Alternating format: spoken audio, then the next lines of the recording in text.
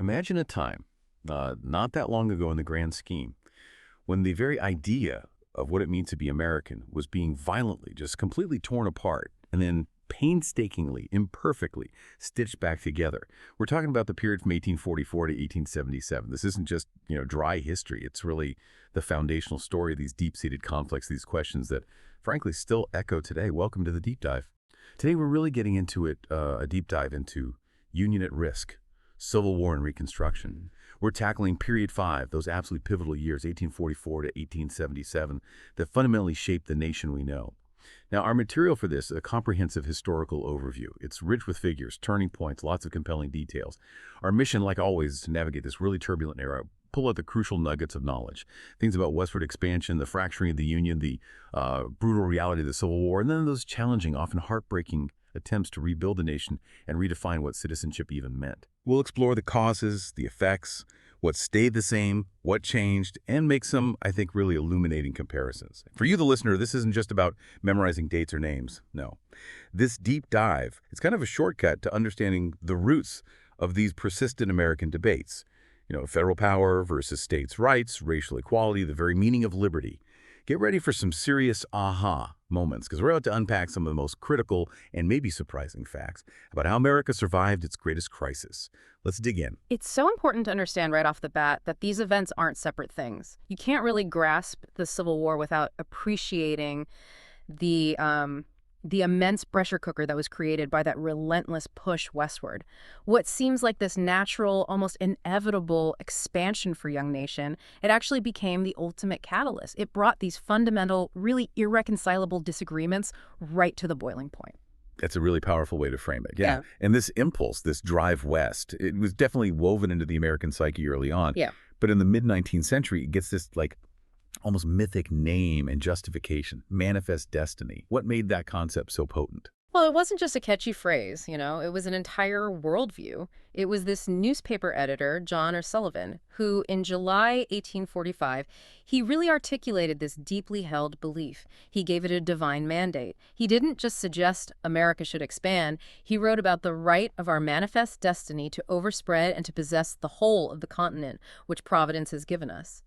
You see, it wasn't just about land hunger. It was framed as God's will, a profound belief that the U.S. was divinely ordained to spread democracy and liberty. And at the same time, this reinforced a perceived superiority of American institutions, American culture. This idea gave expansion a moral, almost spiritual righteousness. It felt right to many people. So, okay, it wasn't just a practical thing like needing more resources. It was deeper, almost religious. But beyond that kind of grand rhetoric, what were the tangible motivations? What were people actually hoping to find out west? Oh, there were definitely practical drivers, big ones, Yeah. access to natural and mineral resources. That was huge. The California gold rush kicking off in 1848, that triggered a truly massive wave of people heading west. I mean, imagine the sheer audacity, the raw ambition, right? Undertaking that incredibly difficult journey just for the hope of striking it rich. And it wasn't just California. You had significant gold and silver discoveries popping up in Colorado, the Dakotas, Nevada. It just kept pulling people further and further west, creating these boom towns almost overnight. Right. But it wasn't all about digging for gold, Yep. right? There were other economic opportunities pulling people. Absolutely. And this is really insightful, I think. The Preemption Acts in the 1830s and 40s, the key thing wasn't just that land was available, it was how they sort of democratized land ownership. These acts made huge tracts of land incredibly cheap. It opened the door for ordinary middle-class settlers, not just the wealthy, to actually claim a piece of that American dream. It fundamentally reshaped the ideal of self-sufficiency. Think about someone like Lizina Wilson. She didn't mine for gold, but she built her prosperity running a boarding house for miners, saw a need, filled it. It shows that economic opportunity in the West was broader than just digging in the dirt. It created this vibrant, though often conflicting vision of who the West was really for. And some groups weren't looking for land or gold, but something maybe even more fundamental, a place of refuge, particularly religious refuge. Exactly. The Mormon migration between 1846 and 47 is a powerful example.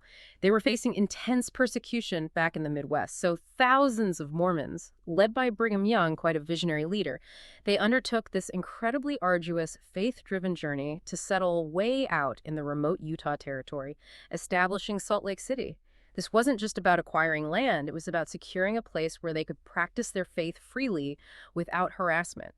They formed this distinct community that would profoundly shape the region and, importantly, contribute to U.S. claims in those lands acquired from Mexico. And then underneath it all, there was also this deep-seated cultural impulse. At that time, being American almost felt synonymous with expanding westward. It was seen as part of the nation's destiny. So this expansion wasn't just a grassroots thing. Political leaders were actively pushing this agenda. President James K. Polk definitely comes to mind here. Oh, Polk was the embodiment of manifest destiny in action, almost like a living expression of the idea. He explicitly ran for president in 1844 on an annexation platform, and his decisive win was widely seen as a clear mandate from the people. Expand. He didn't waste any time. Immediately pursued the annexation of Texas in 1845, which his predecessor, John Tyler, had already set in motion. Now, Americans had been settling in Mexican Texas since the 1820s, and they quickly outnumbered the Mexicans there. But they chafed under Mexican rules, like converting to Catholicism and, crucially, the ban on slavery. Texas declared independence in 36, and its annexation by the U.S. directly and, frankly, predictably, set the stage for conflict with Mexico. And Texas wasn't the only target. Polk also had his eyes on the Oregon Territory, right? That whole That was 54-40 or fight slogan. He did. Though the slogan was more bluster than actual policy in the end, both Britain and the U.S. had competing claims to that vast Oregon territory. British claims were older, tied to the fur trade. U.S. claims were driven by settlement missionaries, farmers pushing west. Polk's administration, pretty skillfully actually, navigated these claims. They reached an agreement with the British in 1846 to divide the territory at the 49th parallel, which is the border we still have today. But, and this is crucial to remember, this progress, this expansion, often came at an enormous, devastating cost to the people already living there. You had figures like Francis A. Walker, a U.S. official, basically articulating views that Native Americans were, quote, doomed to decline. This provided a convenient and really chilling justification for seizing indigenous lands and displacing entire peoples. Yeah, that justification is disturbing. And it's clear this westward push wasn't just internal. It had these major global implications, didn't it? Especially regarding trade with Asia. That's a critical connection people sometimes miss. Expansion wasn't just about reaching the Pacific. It was about using that coast as a launch pad for global commerce. The Pacific Mail Steamship Company, founded in 1848, became absolutely vital. It transported mail, people, goods between Panama, California, and Asia. This dramatically expanded the U.S. commercial footprint across the Pacific, tying Western migration directly to burgeoning global trade. Diplomatic efforts cemented this too. The Treaty of Wangxia in 1844, the first formal deal with China, granted the U.S. most favored nation status, boosting American influence there. Then, 10 years later, 1854, Commodore Matthew Perry negotiates the Treaty of Kanagawa with Japan, famously forcing Japan to end centuries of isolation, opening ports for U.S. refueling and trade.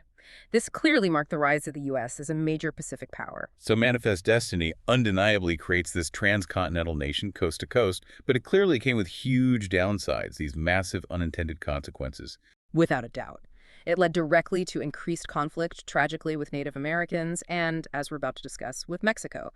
But maybe its most profound, its most devastating consequence was how acquiring all that new territory under Polk didn't just heighten tensions over slavery, it absolutely ignited a powder keg.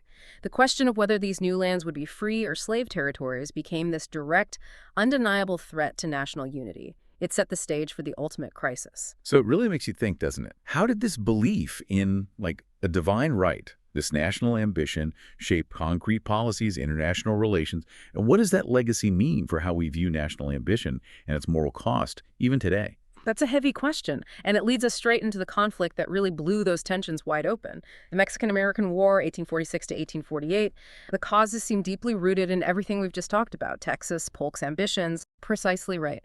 Mexico never really accepted Texas's independence from 1836. So when Polk won in 44, campaigning on annexation, his predecessor, John Tyler, pushed it through right before leaving office. He knew it was popular. That immediately set the stage. But Polk wasn't satisfied with just Texas. No, he wanted more. He was eyeing California and New Mexico.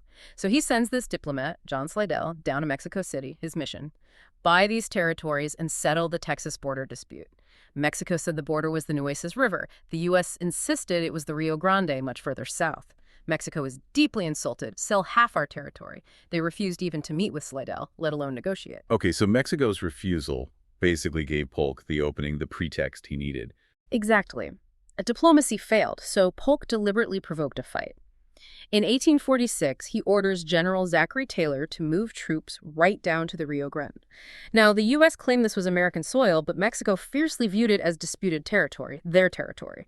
So when Mexican troops inevitably clashed with Taylor's forces, resulting in 11 American deaths, Polk seized the moment.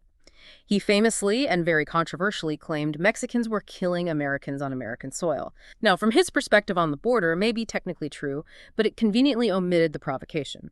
Congress, on May 13, 1846, quickly declared war. It's a classic case, really, of a leader using a conflict to achieve a larger strategic goal. And the war itself, though relatively short, had just massive effects, the most obvious being that huge chunk of land the U.S. acquired. Oh, it's one of the biggest land transfers in modern history. The most immediate, profound effect was the Mexican Cession. The Treaty of Guadalupe Hidalgo in 1848 sealed the deal. It set the Rio Grande as the Texas border and ceded California and New Mexico, which included present-day Arizona, Nevada, Utah, parts of other states, to the U.S. for just $15 million. Add the later Gadsden Purchase in 1853, and Mexico lost over half its territory to the U.S. It's truly staggering. It fundamentally redrew the map of North America. But this massive gain came with massive internal costs, didn't it? Yeah. Especially heating up the slavery debate. This is where the Wilmot Proviso comes in, right? Yeah. That feels like a key moment. It's a pivotal aha moment, absolutely. The Wilmot Proviso, proposed in 1846 by Congressman David Wilmot, get this, before the war was even over. It wasn't just some failed bill. It was like the first legislative shot fired in what would become the Civil War. It revealed how deep the battle lines over slavery's expansion already were. It proposed banning slavery in any lands gained from Mexico. Now, it was ultimately defeated, but historians see it as the first round leading to the Civil War. Supporters often push this free soil idea, wanting new territories for white homesteaders without competition from enslaved labor. For many, this was more economic than purely moral. Frederick Douglass, the incredibly eloquent abolitionist, powerfully condemned the war. He saw it as a plot to expand slavery, arguing U.S. victories would just deepen the power of the slave power in Washington. And the war also sparked significant moral opposition too, didn't it? Thinking of someone like Henry David Thoreau. Yes, Thoreau. Deeply committed to individual conscience, he opposed the war on profound moral grounds, famously refused to pay a poll tax he believed supported the war, landing him briefly in jail. His essay, Civil Disobedience, published in 1949, became this cornerstone text. Argued individuals have a moral duty to resist unjust government actions. That idea profoundly influenced not just abolitionists and the Underground Railroad, but later global civil rights movements. Gandhi, Martin Luther King Jr., it's an enduring legacy of resistance. Wow. And beyond the internal American debates, this land transfer just completely upended the lives of the people already living there, the indigenous peoples, the Mexican Americans. Devastatingly so. Their lives, their economies, their cultures were just turned upside down. Take the Californias, the Spanish-speaking residents of California under Mexico. After 1848, the Treaty of Guadalupe Hidalgo technically made them U.S. citizens. But many lost their ancestral lands, discriminatory laws, Anglo-squatters, the sheer cost of defending their rights in court. Mariano Vallejo, a prominent California landowner, actually welcomed U.S. annexation initially, hoping for stability, but he saw his political power and property systematically stripped away. Then you have figures like Juan Cortina.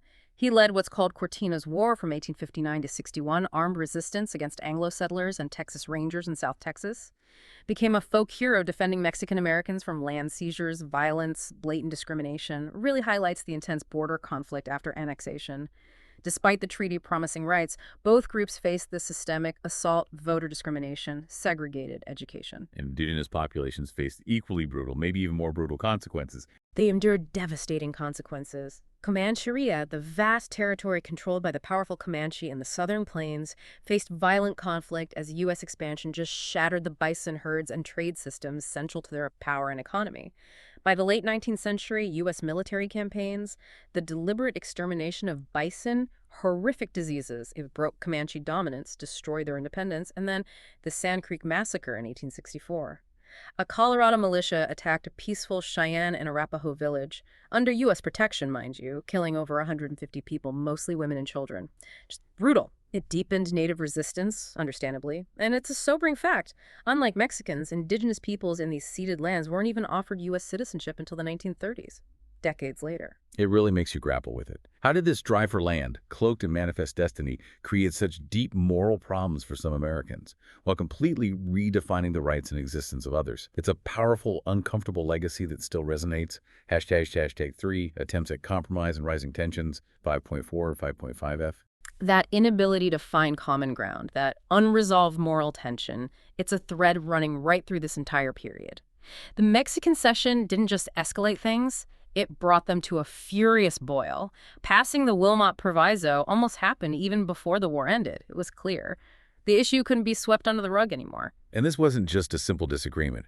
You had these distinct, deeply entrenched positions on slavery's expansion. Can you break those down for us? Absolutely. The debate really split into three main camps, each rooted in different beliefs and economic realities. First, the Southern position. They argued passionately that slavery was a constitutional right, property, protected by federal law. They believed the old Missouri Compromise line should just extend straight to the Pacific. Restricting slavery wasn't just bad policy to them, it was a direct attack on their entire economy, their social order, their way of life, a threat to its very existence. Second, you had the Free Soil movement. This was mostly Northern Democrats and Whigs. They wanted the new territories reserved for free white laborers, not enslaved ones. Their vision was a land of white opportunity without competition from slave labor. Now, often this was more economic than purely moral. Many free soilers held racist views themselves. They just didn't want the Southern system expanding. And finally, there was popular sovereignty. This idea, championed by figures like Lewis Cass and later Stephen Douglas, said let the residents of the territory decide for themselves whether to allow slavery. On the surface, it sounded democratic, right? A middle ground. But in practice, it almost always increased tensions. Southerners feared it could block slavery.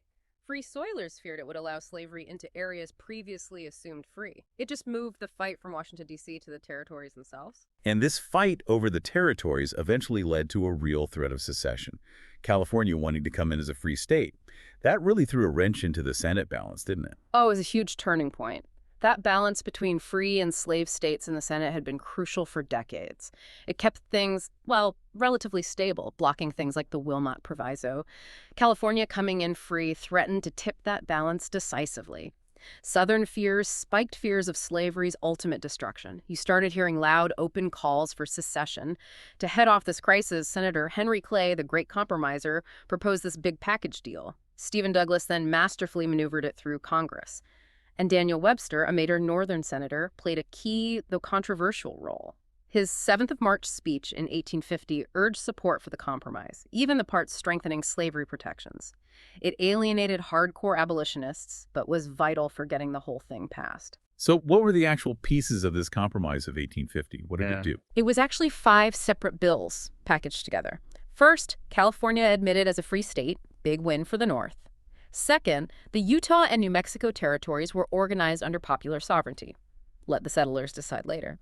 Third, the slave trade, not slavery itself, but the trade was banned in Washington, D.C., a symbolic concession to the North. Fourth, and this was huge, the Fugitive Slave Act of 1850 was dramatically strengthened. This was a major concession to the South.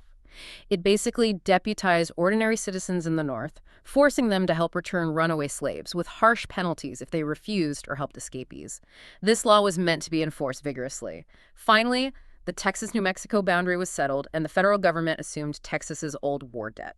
Okay, so it cooled things down for a minute, but it clearly didn't solve anything long-term. It almost feels like it just kicked the can down the road and maybe even made some things worse. That's a perfect description. A temporary ceasefire, a Band-Aid. Neither side was really happy. And here's where it gets interesting. The Fugitive Slave Act actually radicalized many Northerners who might have been indifferent before.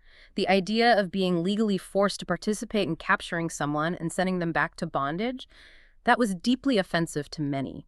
It fueled abolitionist resistance, more personal liberty laws in northern states, intensified efforts on the Underground Railroad. So this compromise, far from fixing things, really just highlighted that Congress couldn't find a lasting solution. It pushed the nation even closer to the brink. And beneath all these laws and compromises, these fundamental differences in how the North and South worked, their economies, their whole view of freedom. Exactly. The core conflict really revolved around slavery and its expansion, fueled by 2 starkly different economic systems and value sets. The Northern economy was increasingly industrial, manufacturing, factories, relying on free wage labor. Many Northerners argued slavery dragged down the free labor market, made it harder for white workers, suppressed wages, even if they weren't morally opposed to slavery itself.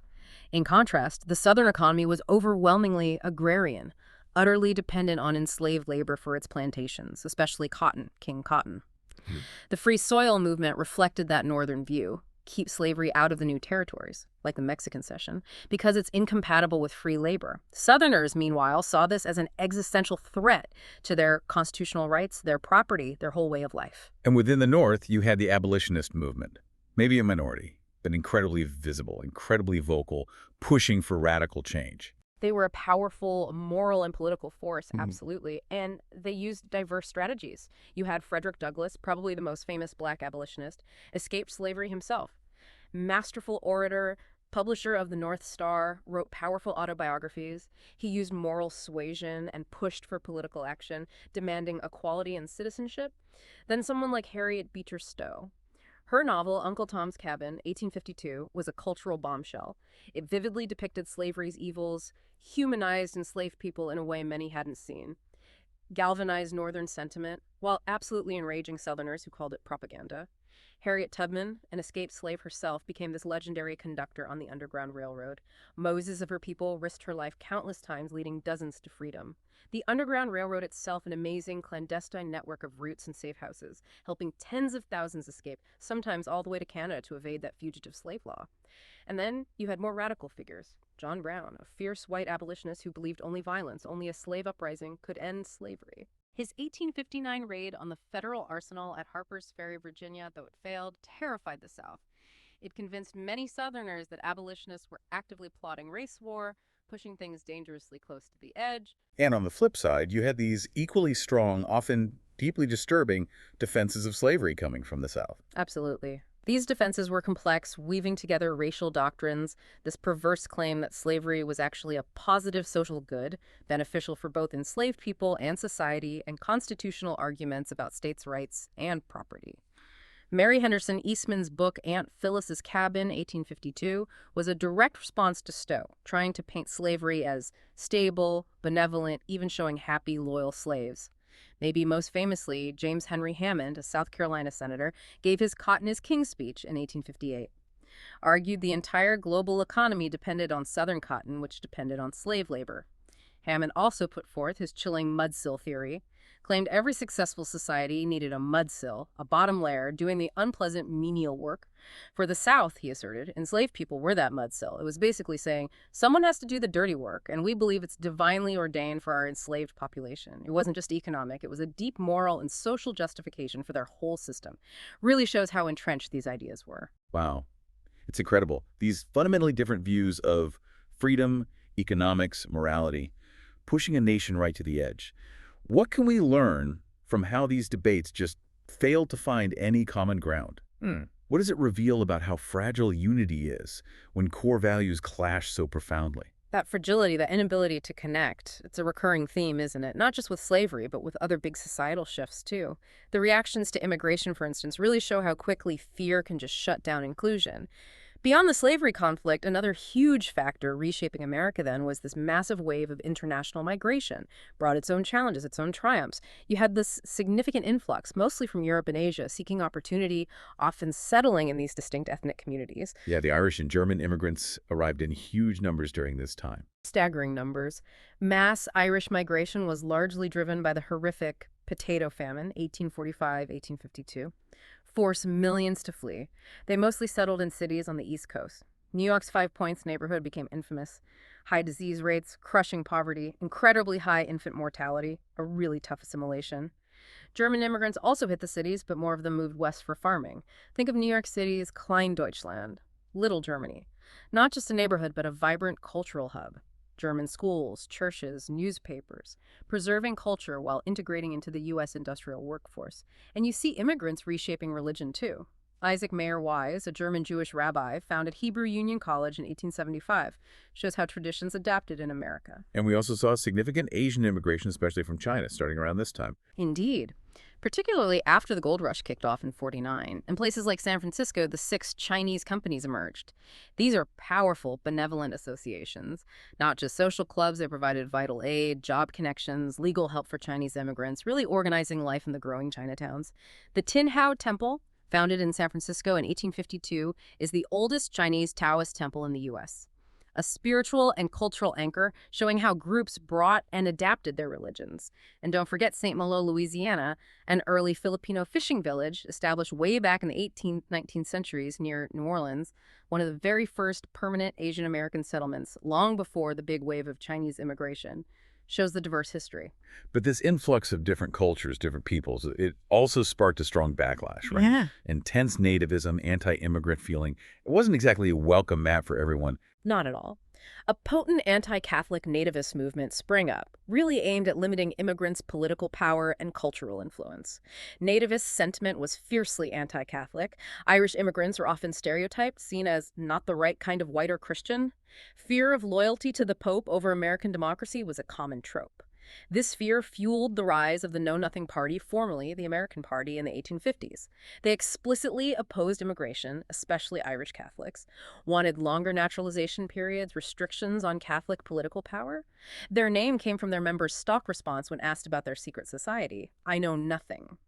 Kind of evasive, but their agenda was public and often violent, reflected deep fears about immigrants threatening Protestant values and jobs. Sometimes this wasn't just talk, it erupted into actual horrifying violence. Tragically, yes. The Philadelphia nativist riots in 1844 are a stark example.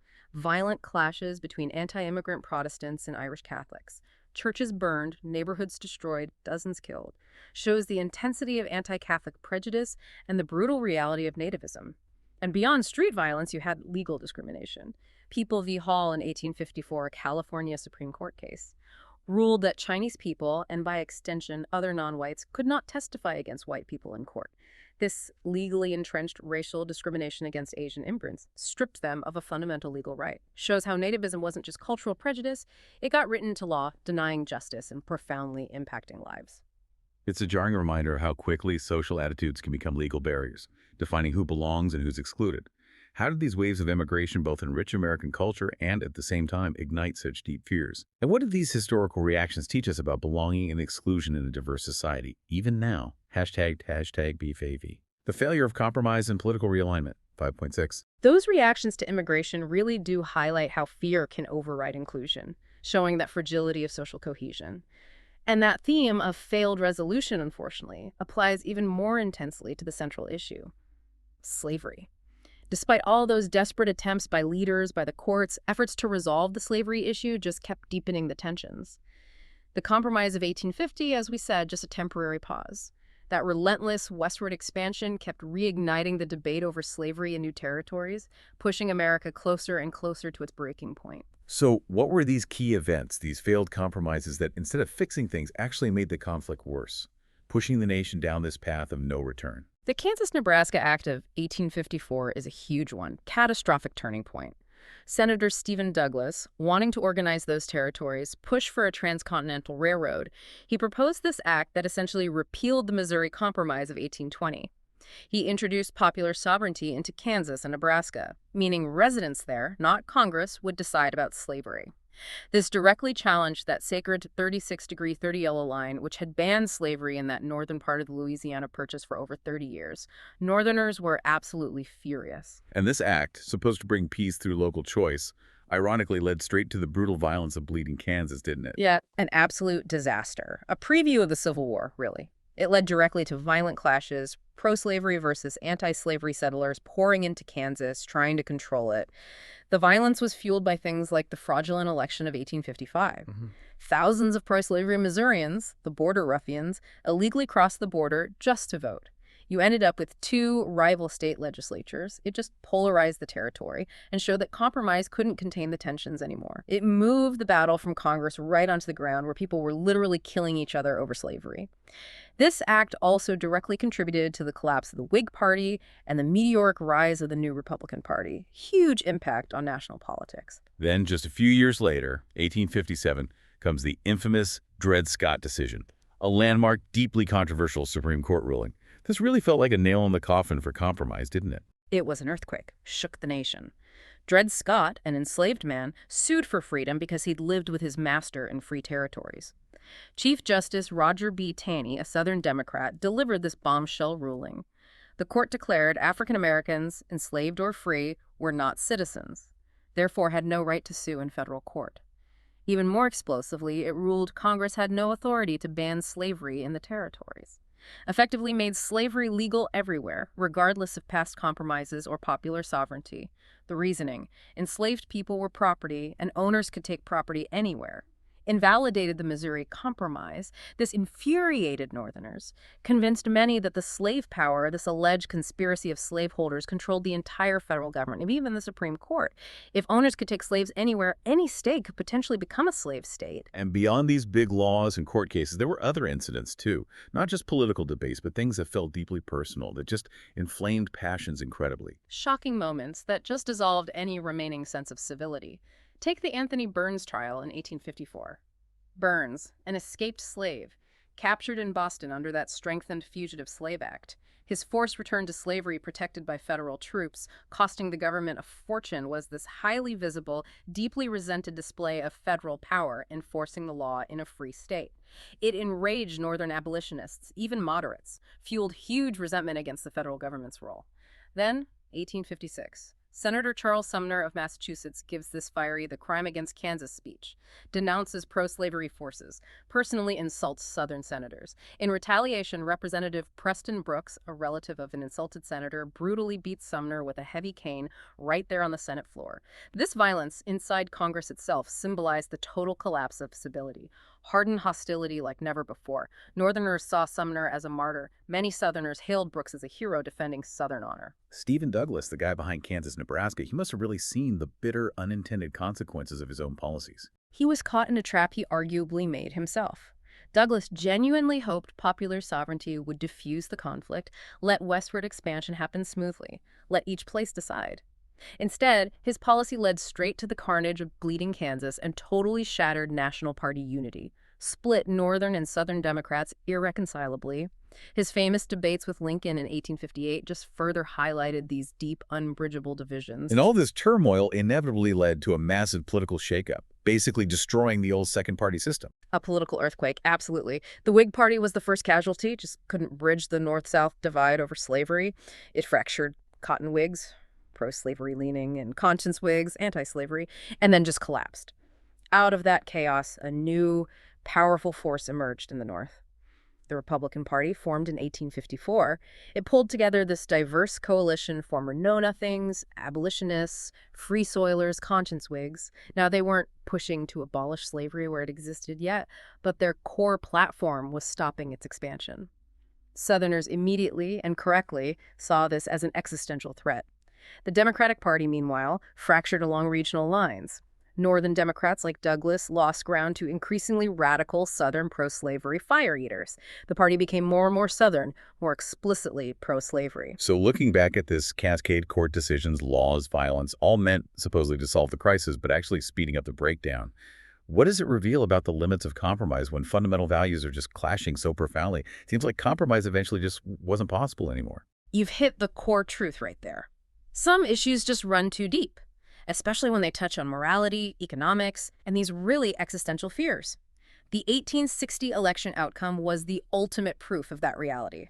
Abraham Lincoln, the Republican candidate, won the presidency. His platform was clearly free soil, prevent slavery's expansion into the territories. Yeah. And here's the absolutely crucial details. Lincoln won without getting a single Southern electoral vote. And Lincoln himself, he was pretty careful to say he wasn't aiming to abolish slavery where it already existed, right? To stop the spread. He was absolutely emphatic about that. In his debates with Douglas and his platform, curtail the spread, not abolish it where established. But the Democratic Party, the only real national party left, was just completely fractured by this point. Northern Democrats nominated Stephen Douglas, still pushing popular sovereignty. Southern Democrats nominated John Breckinridge, demanding federal protection for slavery in the territories. This split totally doomed their chances. So even with Lincoln's assurances, his victory was seen as just catastrophic in the South. Catastrophic is exactly the word. A profound shock to Southern political power and morale. They saw Lincoln winning entirely without their support, as undeniable proof they'd lost their voice, their power in the Union. Even when they threw everything they had into an election, they couldn't win. This wasn't just politics, it felt deeply threatening. The perceived end of slavery's expansion, plus anxieties already simmering from things like John Brown's raid. It led the South to a chilling conclusion. Their way of life, their property, meaning enslaved people, their entire white supremacist social order. It just wasn't safe in the Union anymore. The question changed from how do we compromise to can we even survive in this Union? And their answer was increasingly no. And this perceived threat just triggered an immediate cascading wave of secession, like dominoes falling. Swift and decisive. December 1860, before Lincoln even took office, South Carolina seceded, declared itself independent. Within 6 weeks, 6 more followed. Florida, Alabama, Georgia, Texas, Mississippi, Louisiana. That first wave was a direct response to Lincoln's election. Then, after the Confederate attack on Fort Sumter in April '61 and Lincoln's call for troops to suppress the rebellion, 4 more crucial states went: Virginia, Arkansas, Tennessee, North Carolina. Virginia's decision was huge. Powerful, populous state. Its entry strengthened the Confederacy immensely, politically and geographically. They moved the capital to Richmond. These states formed the Confederate States of America, created a constitution similar in structure to the U.S. one, but critically with severely limited federal power and explicit, undeniable provisions enshrining slavery as perpetual. Now, the reason for secession, it gets debated sometimes. People talk about states' rights. But the Confederate States themselves, their leaders, they were remarkably blunt about why they were leaving, weren't they? Absolutely blunt. And this is where the historical record is incredibly clear. While some later tried to reframe it as just states' rights, the states themselves, in their official declarations of secession, left zero room for doubt.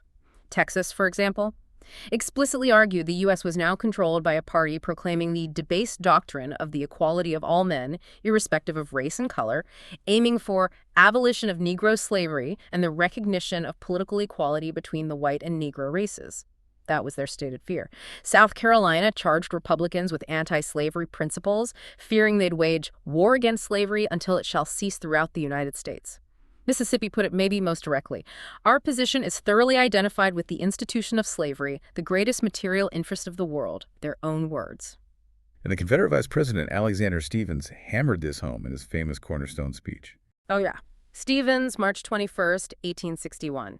Left absolutely no ambiguity about the Confederacy's core belief system. He argued the Confederacy was founded upon, quote, the great truth that the Negro is not equal to the white man, that slavery subordination to the superior race is his natural and normal condition. He asserted the new Confederate government's foundation, its cornerstone, rested on the principle that slavery and white supremacy were natural, proper, perpetual, a direct repudiation of the Declaration of Independence.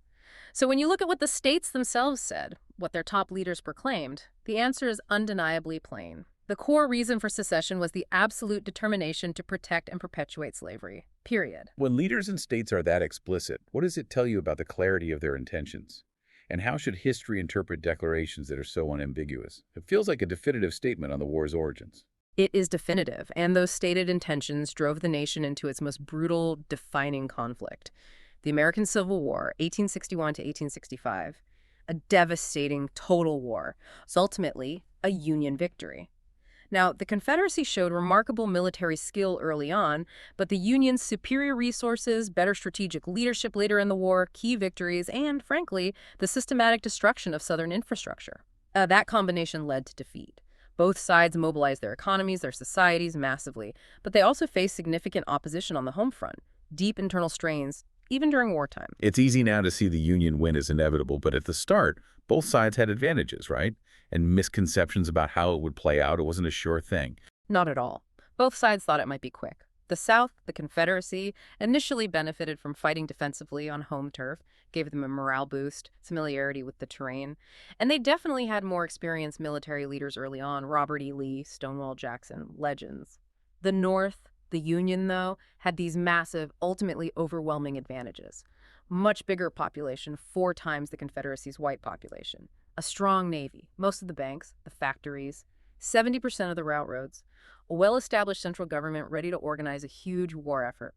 The Confederacy, meanwhile, struggled financially, and their central government was often hampered by that strong belief in states' rights. The First Battle of Bull Run, July 1861, an early Confederate victory. That shattered illusions on both sides that this would be short and easy. It became clear This is going to be a long, bloody fight. And the war effort required this huge mobilization, which also, maybe surprisingly, led to significant opposition back home, even while soldiers were dying on the front lines. That's crucial for understanding the total nature of the war. In the North, factories ramped up production, modernized rapidly. Future tycoons like Andrew Carnegie, John D. Rockefeller made fortunes contributing to the Union effort. But the Union also faced fierce opposition. The New York City draft riot of 1863 is infamous. A violent protest, mostly by working-class Irish immigrants against the draft law, fueled by deep fears that freed black people would come north and take their jobs. The riot led to widespread destruction, dozens killed, horrific attacks on black citizens. It starkly highlighted class tensions, racial prejudice, and especially anger over the $300 commutation fee allowing wealthier men to buy their way out of service. Seemed deeply unfair. And the Confederacy, despite being supposedly united in their cause, they faced similar internal struggles. Maybe even more acute challenges. Their finances, heavily reliant on tariffs and cotton exports, basically collapsed under the effective Union naval blockade that choked off trade. In Richmond, the Confederate capital, a desperate bread riot erupted in 1863. Driven by severe food shortages, crazy inflation, just immense hardship for ordinary people. Mostly women protesting, demanding relief, underscored deep internal social strain. Confederate opposition also showed up in states constantly resisting centralized war taxes. That strong states' rights belief often hampered the central government's ability to actually fight the war effectively. Ultimately, though, the Union victory seems tied to better leadership and strategy emerging, especially with General Ulysses S. Grant. Grant was transformative. As commanding general, he implemented coordinated strategies across multiple fronts, leveraging the Union's numbers and industrial might. He was known for his relentless pressure, rarely retreating, understanding the North could absorb losses the South couldn't. Just keep grinding. A key Union strategy from early on was the Anaconda Plan. Use the Navy to blockade southern ports and, critically, seize control of the Mississippi River. The goal was literally to squeeze the Confederacy, cut it in two, starve it of supplies and communication. And Lincoln's Emancipation Proclamation, that was a massive turning point, wasn't it? Not just militarily, but morally, too. Absolutely pivotal. Issued January 1st, 1863. Now, strategically, it only applied to states in rebellion. Didn't immediately free slaves in loyal border states. Lincoln needed to keep them on board, but it profoundly shifted the war's purpose. It wasn't just about preserving the Union anymore, it was about eradicating slavery. It became an undeniable moral crusade. This had huge effects. First, it encouraged enslaved people in the Confederacy to escape to Union lines, and many then enlisted, fighting bravely for their own freedom. Second, internationally, it slammed the door shut on British or French aid for the South. Those countries had abolished slavery. They couldn't publicly support a pro-slavery cause now that the war was explicitly about freedom. And African Americans themselves played this increasingly vital, courageous role in the Union Army, directly fighting for their own liberation. Invaluable contributions, often tragically overlooked. Units like the 1st South Carolina Volunteer Infantry Regiment, made up of formerly enslaved men, showed immense bravery, helping change perceptions about black soldiers' capabilities and patriotism. Individuals like Susie King Taylor, formerly enslaved herself, served as a teacher and nurse with the Union Army, educating freed people, supporting black soldiers on the front lines. These weren't just symbolic acts, they were instrumental to the Union win. And Lincoln, through speeches like the Gettysburg Address, he really reframed the whole meaning of the war, didn't he? Elevated it beyond just politics or states' rights. Delivered November 19th, 1863, at the cemetery dedication there. Short speech, incredibly powerful. It profoundly linked the war effort to America's founding ideals. He started 7 years ago, our fathers brought forth a new nation, conceived in liberty and dedicated to the proposition that all men are created equal. Framed the war as a test. Could that nation endure? It culminated in that vision of a new birth of freedom, ensuring government of the people, by the people, for the people, shall not perish from the earth. He tied the fight against slavery to fulfilling America's democratic promise, giving the Union cause immense moral weight. The war also saw these truly decisive bloody battles and, tragically, this deliberate, brutal destruction of Southern infrastructure, the whole total war concept. Indeed. Fort Sumter, April 61, the Confederate attack that started it all. Early Confederate wins at Bull Run, Manassas boosted their morale, showcased brilliant generals like Lee, but key Union victories started turning the tide. Vicksburg, July 63. Union siege victory gained full control of the Mississippi, split the Confederacy, fulfilling a key part of the Anaconda Plan. Huge strategic blow. The Battle of the Wilderness, May 64, brutal, grinding fight. Though technically a draw, it showed the Union's grim determination under Grant to just keep hammering Lee regardless of cost. Then came General William T. Sherman and total war, most famously his March to the Sea in 1864. Destroying railroads, factories, farms, burning Atlanta, using scorched earth tactics across Georgia to cripple the South's ability and will to fight. Union control of railroads, better logistics, industry, it all added up. The combination of Union victories, infrastructure destruction, the blockade, it finally led to Lee surrendering to Grant at Appomattox Courthouse, April 9, 1865, ending the deadliest conflict in American history. How did leadership, strategy, these shifting moral goals, how did they transform the war's objectives and outcome?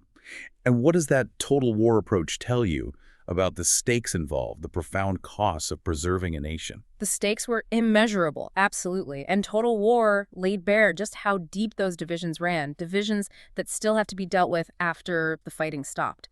So after all that brutality, the central question wasn't just how to rebuild, but who got to set the terms. The fundamental debate right at the start of Reconstruction was leniency or punishment, reconciliation, or treat the South like a conquered enemy needing fundamental change.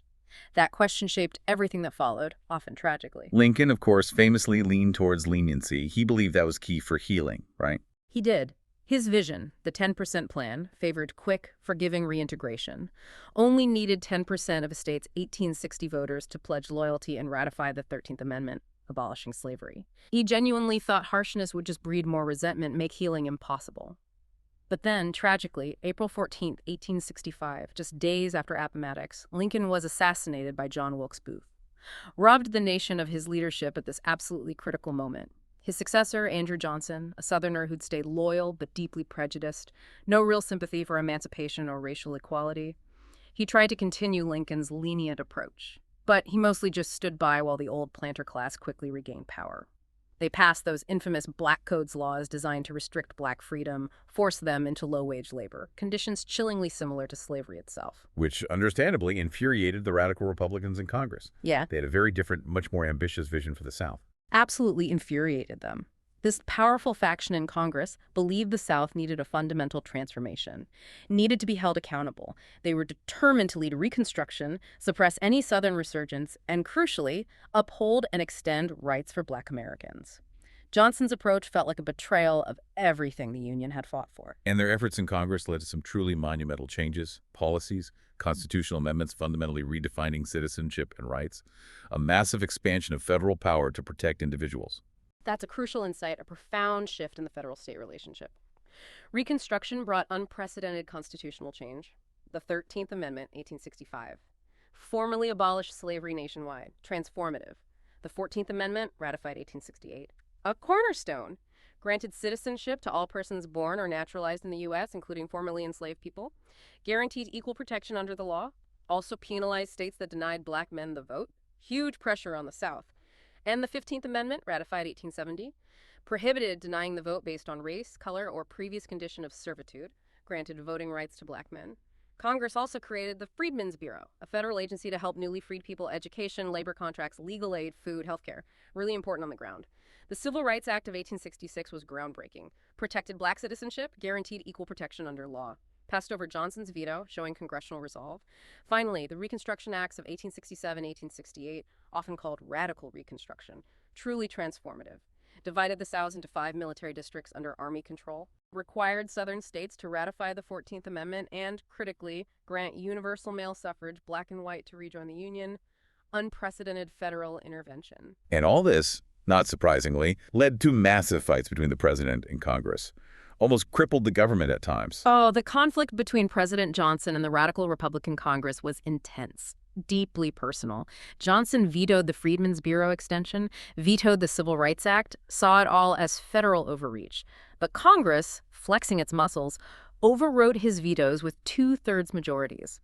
Republicans even passed the Tenure of Office Act in 1867, basically saying the president couldn't fire a cabinet member without Senate approval. When Johnson deliberately defied this, firing Secretary of War Edwin Stanton, Congress impeached him. Full trial. He avoided removal by just 1 vote in the Senate, but the process left him politically powerless. A lame duck. Congress really took charge of Reconstruction after that.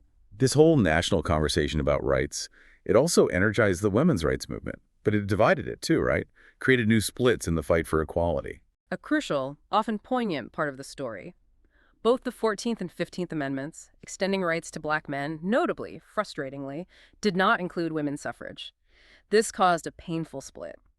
The National Woman Suffrage Association, NWSA, led by Elizabeth Cady Stanton and Susan B. Anthony, fiercely opposed the 15th Amendment for excluding women, argued it betrayed universal rights. They pushed for a federal suffrage amendment. In contrast, the American Woman Suffrage Association, AWSA, led by Lissy Stone and Henry Blackwell, supported the 15th Amendment as a necessary step forward, focusing on winning suffrage state by state. A more pragmatic approach, maybe. Figures like Frances E.W. Harper, Marianne Shadd, prominent black women advocated for the intersection of race and gender equality, highlighting the unique struggles of black women. But legal barriers remained firm. Bradwell v. Illinois, 1873. Supreme Court upheld denying a woman the right to practice law, reinforced deep gender discrimination in professions. So despite all this ambition, all these laws, these huge constitutional changes, Reconstruction had some successes in the short term, but ultimately it largely failed in its bigger goals. It's true. Short-term successes were real. Significant black political participation, Hiram Revels becoming the first black U.S. senator, is a powerful example.